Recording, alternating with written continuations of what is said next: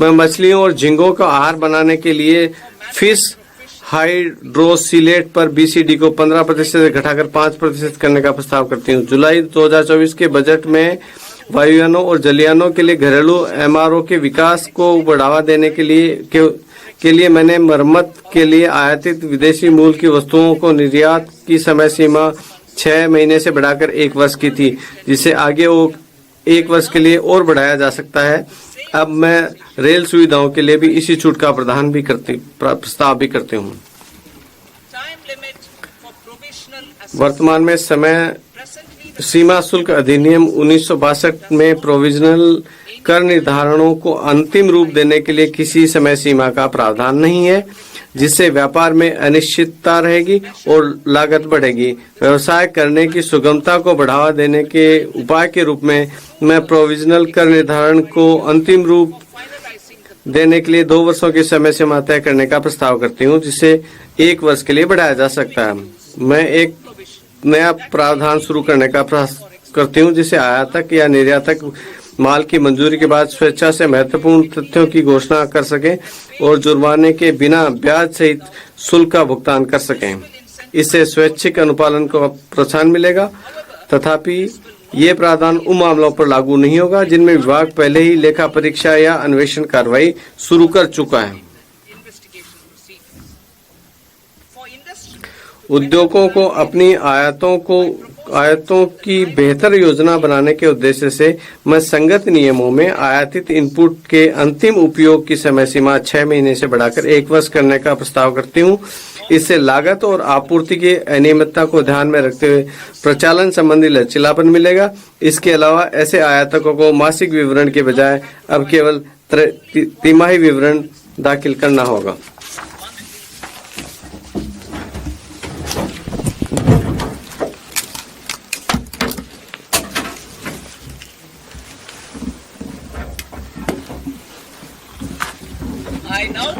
अब मैं अपने प्रत्यक्ष कर प्रस्तावों पर आती हूँ। भाग क में मैंने विकसित भारत के विजन को साकार करने के लिए कराधान सुधारों को मुख्य सुधारों के रूप में संक्षिप्त रूप में रेखांकित किया है। आपराधिक विधि के संबंध में हमारी सरकार ने हाल ही में भारतीय दंड संहिता के स्थान पर भारतीय न्याय संहिता को अधिनियमित किया है। मुझे इस सम्मानित सदन और देश को यह बताते हुए हर्ष हो रहा है कि नया आयकर विधेयक भी न्याय की इसी भावना को आगे बढ़ाएगा। यह नया विधेयक अध्यायों और शब्दों की दृष्टि से वर्तमान विधि की अपेक्षा आधे से कम एवं पाठ रूप में सुस्पष्ट और प्रत्यक्ष होगा। यह करदाताओं और कर प्रशासन के लिए समझने में आसान होगा, जिससे कर सुनिश्चितता आएगी और मुकदमेबाजी कम होगी। तथापि सुधार मंजिल नहीं है, बल्कि हमारे लोगों और अर्थव्यवस्था के लिए अच्छे परिणाम प्राप्त करने के साधन मात्र हैं। सुशासन प्रदान करने के लिए प्रक्रियाशील होने की आवश्यकता होती है। द थिरुकुरल ने श्लोक 542 में इसे व्यक्त किया है, जो इस प्रकार है: वानों की वाजहुम उलागेल्ला मन्नावन कोनों की वाजहुम कुडी। अर्थात जैसे जीवित प्राणी वर्षा की आशा में जीते हैं, वैसे ही नागरिक सुशासन की आशा में जीते हैं। हमारी सरकार इस बात के लिए प्रतिबद्ध है कि जमीनी हकीकत पर पैनी नजर रखते हुए और स्थितियों का गहन जायजा लेते हुए उचित प्रक्रिया की जाए और इसके साथ ही राष्ट्र निर्माण के हमारे प्रयासों के साथ संतुलन भी बनाए रखा जाए। निम्नलिखित उपाय इस बात का ब्यौरा देंगे कि प्रधानमंत्री मोदी जी के नेतृत्व में हमारी सरकार ने नागरिकों द्वारा व्यक्त आवश्यकताओं को समझने और मैं पुनः इसको दोहराती हूँ कि निम्नलिखित उपाय इस बात का ब्यौरा देंगे कि प्रधानमंत्री मोदी जी ने के नेतृत्व में हमारी सरकार ने नागरिकों द्वारा व्यक्त आवश्यकताओं को समझने और उसे संबोधित करने के लिए किस प्रकार के कदम उठाए गए। मेरे कर प्रस्ताव इसी मनोभाव से प्रेरित हैं। मेरे प्रस्ताव के उद्देश्य इस प्रकार हैं: मध्य वर्ग पर विशेष ध्यान देते हुए व्यक्तिगत आयकर सुधार, कठिनाइयां कम करने के लिए टीडीएस और टीटीएस को युक्तिसंगत बनाना, स्वैच्छिक अनुपालन को प्रोत्साहित करना, अनुपालन के बोझ को कम करना, व्यवसाय कम करने की सुगमता, रोजगार और निवेश। मैं वैयक्तिक आयकर के संबंध में अपना प्रस्ताव अंत में प्रस्तुत करूंगी। कठिनाइयां कम करने के लिए टीडीएस और टीडीएस को तर्कसंगत बनाना। मैं टीडीएस की दरों और सीमाओं की संख्याओं को उसे युक्ति संगत बनाने का प्रस्ताव करती हूँ।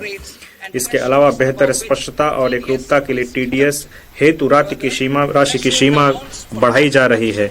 वरिष्ठ नागरिकों के लिए ब्याज दर पर कटौती की सीमा 50,000 से दोगुनी। मोबाइल की बैटरी सस्ती होगी, इलेक्ट्रिक कारें सस्ती होंगी और साथ ही एलईडी की बात करें तो एलईडी और स्मार्ट टीवी सस्ते होंगे। कैंसर की 36 दवाइयां सस्ती होंगी, ये कहना है वित्त मंत्री का। वित्त मंत्री निर्मला सीतारमण संसद में अपना 8वां बजट पेश कर रही हैं और इस दौरान एलईडी एलसीडी टीवी पर कस्टम ड्यूटी 2.5% घटाई गई। चमड़े से बने जैकेट सस्ते होंगे और लिथियम आयन बैटरी भी सस्ती होंगी। की संख्या में भारी कमी आएगी और भुगतान पाने वाले छोटे करदाता लाभान्वित होंगे।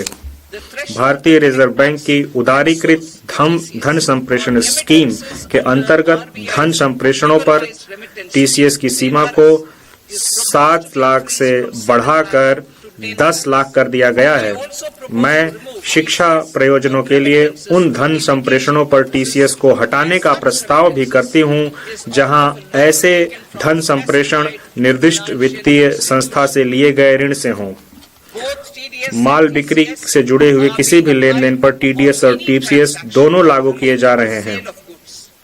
अनुपालन से जुड़ी हुई कठिनाइयों से बचने के लिए मैं टीसीएस को हटाने का प्रस्ताव करती हूं। मैं यह भी प्रस्ताव करती हूं कि अब उच्च टीडीएस कटौती के प्रावधान केवल गैर पैन मामलों पर ही लागू होंगे। जुलाई 24 में विवरणी दाखिल करने की नियत तारीख तक टीडीएस के भुगतान में विलंब और गैर आपराधिक कर दिया गया था। मैं टीसीएस प्रावधानों के लिए भी इसी छूट का प्रावधान करने का प्रस्ताव करती हूं। माननीय प्रधानमंत्री मोदी जी के नेतृत्व में हमारी सरकार सबका साथ, सबका विकास, सबका विश्वास और सबका प्रयास के मंत्र में आस्था रखती है। इसी के अनुरूप हम उन करदाताओं द्वारा स्वैच्छिक अनुपालन किए वर्ष 2022 में विवरणी को अद्यतन करने की सुविधा लेकर आए जिन्होंने सही आय की सूचना देने में चूक की हो।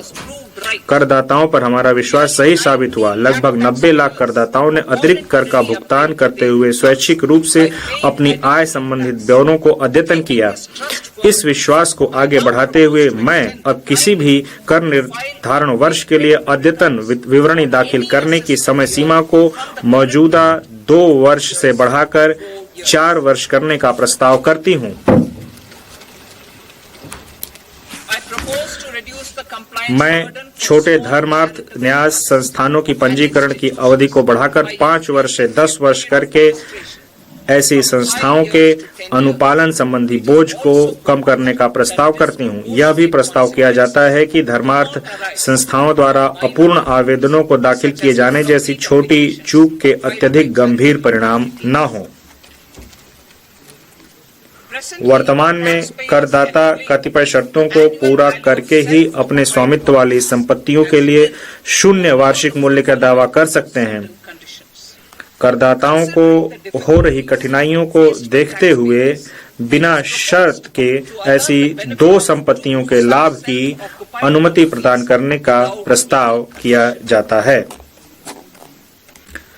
मैं अंतरण मूल्य की प्रक्रिया को कारगर बनाने और वार्षिक जांच का एक विकल्प मुहैया कराने हेतु 3 वर्षों की ब्लॉक अवधि के लिए अंतर्राष्ट्रीय लेन देन के मामलों में आर्म्स लेंथ मूल्य निर्धारण करने हेतु एक योजना शुरू करने का प्रस्ताव करती हूं। यह योजना सर्वोत्तम वैश्विक पद्धतियों के अनुरूप होगी। अंतर्राष्ट्रीय कराधान में विवादों को कम करने और निश्चितता को बनाए रखने की दृष्टि से सेफ हार्बर नियमों के दायरे को विस्तार किया जा रहा है।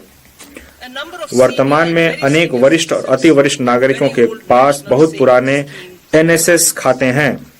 चूंकि ऐसे खातों पर अब कोई ब्याज देय नहीं है, अतः मैं 29 अगस्त 2024 को या उसके पश्चात व्यक्तियों द्वारा राष्ट्रीय बचत स्कीम को किए गए आहरण पर छूट प्रदान करने का प्रस्ताव करती हूं। मैं एनपीएस वात्सल्य खातों के लिए भी ऐसी ही व्यवस्था का प्रस्ताव करती हूं, जैसे कि समग्र सीमाओं के अध्ययन सामान्य एनपीएस खातों के लिए उपलब्ध है। जुलाई 2024 में मेरे भाषण में मैंने वचन दिया था कि अपीलीय आदेशों को प्रभावी करने सहित सभी प्रक्रियाओं को अगले 2 वर्षों में डिजिटलाइज करते हुए इन्हें कागज रहित कर दिया जाएगा।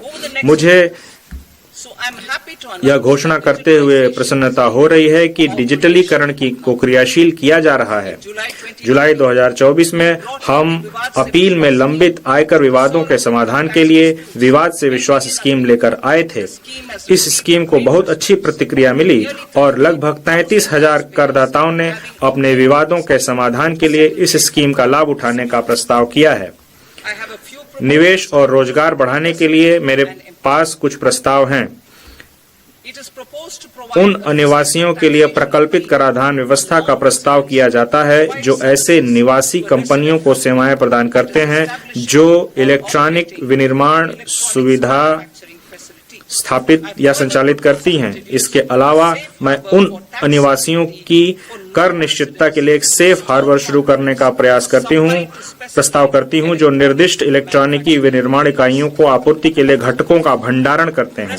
वर्तमान में टन भार कर स्कीम केवल समुद्र में जाने वाले जहाजों के लिए उपलब्ध है।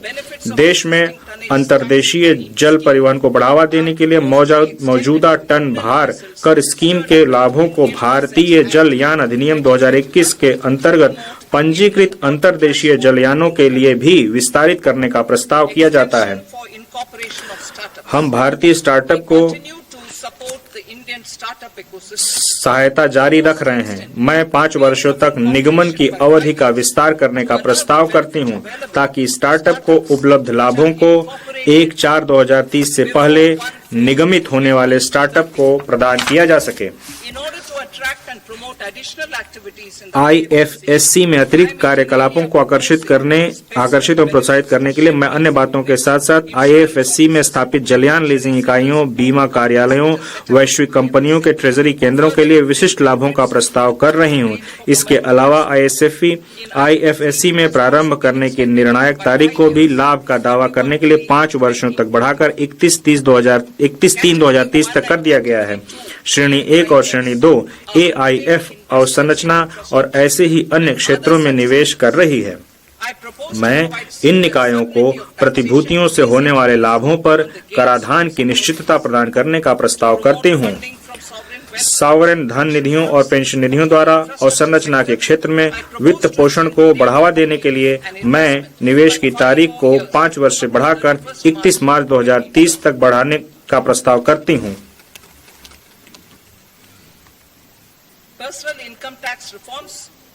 मध्य वर्ग पर विशेष ध्यान देते हुए वैयक्तिक आयकर सुधार। विकसित भारत की ओर हमारी यात्रा में लोकतंत्र, जननांगिकी और मांग हमारे मुख्य सहायक स्तंभ हैं। मध्य वर्ग भारत के विकास के लिए शक्ति प्रदान करता है। प्रधानमंत्री मोदी जी के नेतृत्व में सरकार ने राष्ट्र निर्माण में मध्य वर्ग की सराहनीय ऊर्जा और क्षमता में हमेशा विश्वास जताया है।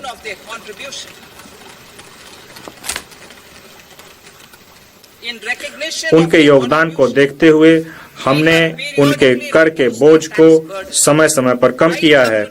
2014 के बाद तुरंत शून्य कर स्लैब को बढ़ाकर 2.5 लाख कर दिया गया था, जिसे 2019 में बढ़ाकर 5 लाख कर दिया गया, 2023 में 7 लाख कर दिया गया। यह मध्य वर्ग की करदाताओं पर हमारी सरकार के विश्वास को दर्शाता है।